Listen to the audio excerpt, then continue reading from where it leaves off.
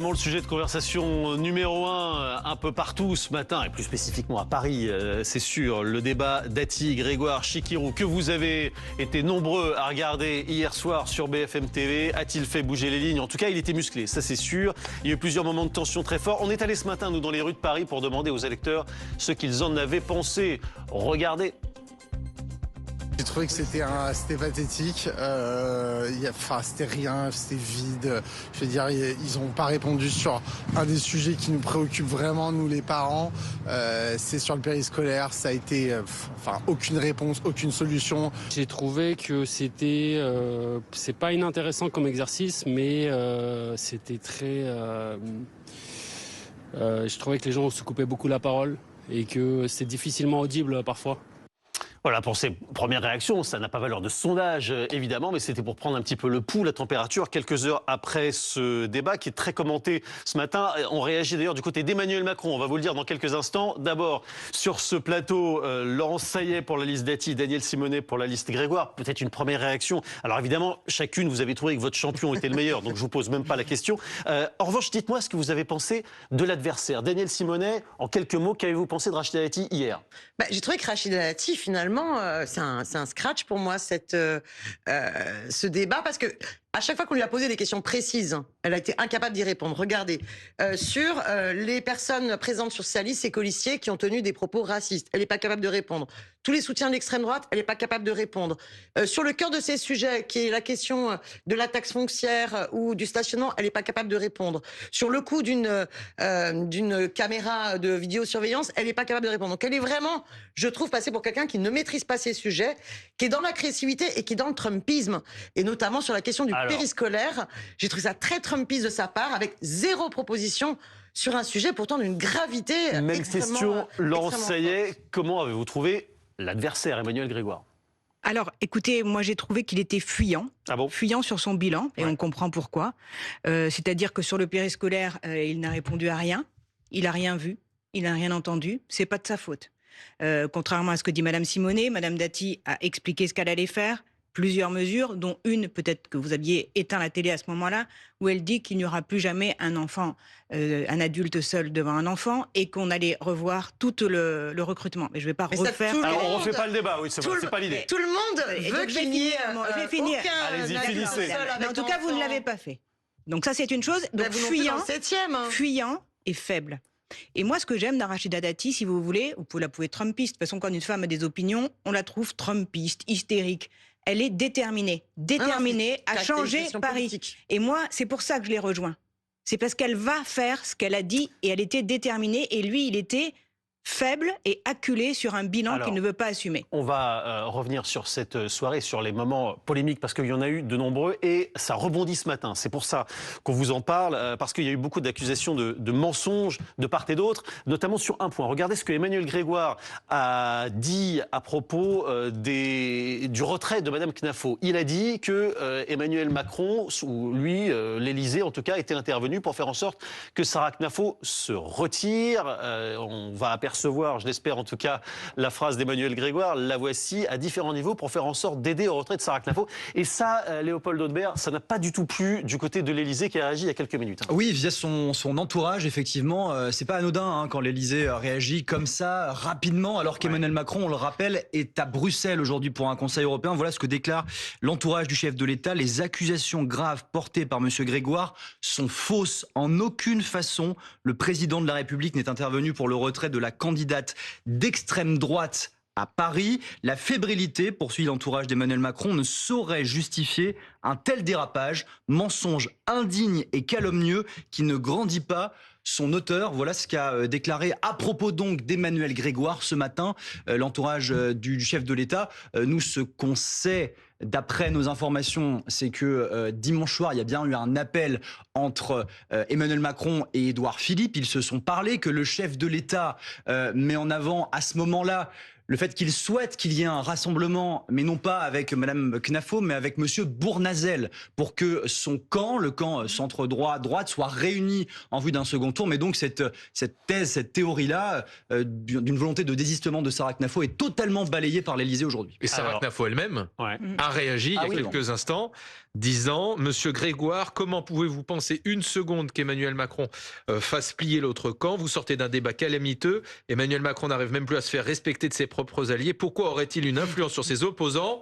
Je vous souhaite une excellente défaite. Daniel Simonet, réaction. Emmanuel Grégoire a-t-il raconté n'importe quoi sur cette histoire hier? Non, hélas, je pense pas. Je pense qu'il y a une vraie stratégie. Vous avez des choses concrètes, des éléments concrets? Parce que, voilà, vous voyez les réponses. Moi, personnellement, je n'ai pas les éléments concrets, mais ce que j'ai le sentiment, c'est qu'on est dans une stratégie d'alliance des droites, extrême droite. Et je demande à toutes celles et ceux qui nous regardent de mesurer la gravité de l'instant. Tous les dirigeants du Rassemblement national sont en train d'apporter leur soutien à Rachida Dati. Mais pourquoi parler d'alliance? Pourquoi parler d'alliance? Elle est où l'alliance? Regardez comment, à un moment donné, la convergence est en train de se faire au niveau des électorats et ce qui est en train de se jouer. Mais c'est pas pareil que de parler d'alliance. Pardon, c'est pas pareil. Reconnaissez-le. Je vais vous dire une chose. Ce qui se joue demain à Paris, ce dimanche, soit on a Rachida Dati avec le soutien de l'extrême droite à un an des présidentielles qui prend la capitale.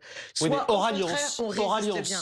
Mais oui, mais moi je vais vous dire. Ah bah oui, vous dites oui hors alliance. Donc c'est contraire à ce qu'a dit Emmanuel Grégoire. Qu'aucune voix ne manque à Emmanuel Grégoire. Il a été très fort hier. Est-ce que ça veut dire imaginez un seul instant le soutien de Jean-Marine Le Pen à Chirac. Est-ce que ça veut dire qu'il faut trier les voix des électeurs? Est-ce que ça veut dire qu'on doit accepter, quand on s'appelle Rachida Dati, d'avoir sur sa liste des gens qui ont des propos islamophobes? Mais vous parlez de Sarah Knafo. Elle a toujours dit, Rachida Dati, qu'il n'y aurait pas d'accord avec Sarah Knafo. Vous vous souvenez quand même de ce qu'a dit Emmanuel Grégoire. Alors, vous avez un candidat colistier de Rachida Dati qui a comparé les musulmans à des chiens. Alors, à aucun moment elle n'a condamné venant d'une amie de M. Corbyn, le plus antisémite. Qu'est-ce que j'ai eu comme propos antisémite dans ma vie? À aucun moment. Êtes-vous laissez répondre, s'il vous plaît, Daniel Simonet. On s'écoute et on répond. Cette instrumentalisation est insupportable. Pour finir ce que je voulais dire, quand on se photographie et qu'on s'honore du soutien de M. Corbyn, je pense qu'on ne donne des leçons à personne. Et là, vous parlez de Daniel Simonet. Exactement. Tout le monde pourra vérifier. Néanmoins, je vais répondre plus précisément à cette question. Il y a une alliance avec le centre. Donc ça a déjà fortement, évidemment, agacé M. Grégoire, puisqu'il nous traite de fachos depuis le début. Manque de peau. À juste titre. Manque de peau, je ne vous ai pas coupé, madame. C'est une alliance avec le centre. Maintenant, madame Knafo s'est retirée. Elle s'est retirée pour une raison simple, c'est qu'elle ne veut pas que vous continuiez à saccager Paris. Il n'y a pas d'alliance. Mais bien sûr que maintenant, le seul argument de l'équipe de M. Grégoire, compte tenu du fait qu'ils ne veulent pas parler de leur bilan ni de leur projet, puisque leur projet, c'est la reconduction de tout ce qui a été fait, c'est de dire qu'on est tous des fachos. Mais personne ne s'y trompe. Il n'y a pas d'alliance avec Mme Knafo qui s'est retirée comme elle l'a expliqué. Et penser que Mme Knafo va écouter les ordres d'Emmanuel Macron, excusez-moi, mais j'en ris. Vous auriez peut-être dû trouver autre chose comme fake news, mais personne ne peut l'imaginer comme elle le dit. Vous savez, Mme Knafo, moi, c'est une opposante politique, très clairement. Mais je pense qu'elle est assez grande pour faire ses choix. C'est pas parce que c'est une femme qu'elle devrait écouter les choix des uns et des autres. Elle a fait son choix, elle l'a expliqué, c'est son choix. Allez, réponse Daniel Simonet et ensuite le périscolaire. Et que les autres aient envie de vous chasser. Moi, ne vous inquiétez pas, il y a plein de gens, même de gauche, qui ont envie de vous chasser. On est dans une situation de bascule extrêmement inquiétante. Quand j'entends les propos de Rachida Dati hier vis-à-vis des personnes qui se retrouvent à la rue et vis-à-vis des personnes issues de parcours migratoires extrêmement difficiles, extrêmement douloureux, on voit bien qu'il y a une totale convergence entre le discours de Rachida Dati et le discours qui est soutenu par l'extrême droite. Et c'est pour ça que vous avez ces listes qui se retrouvent. Moi, je vais dire à celles et ceux qui nous écoutent, pas les listes qui se retrouvent. Rachida Dati, maire de Paris, c'est une conséquence qui va être terrible. C'est la mort de nos associations avec les engagements qu'elle a pris, y compris qu'elle a confirmé hier soir. C'est pas un logement social de plus dans la capitale. Vous parlez, est-ce que vous diriez que Rachida Dati, est-ce que vous dites que Rachida Dati est d'extrême droite?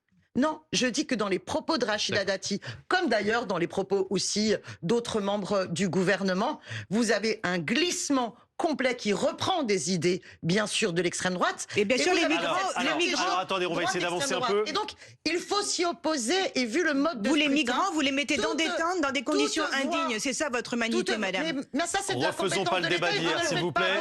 On vous félicite. Donc, au moins, nous assumons, nous ferons pas un enfant à la rue. On va aller sur le périscolaire.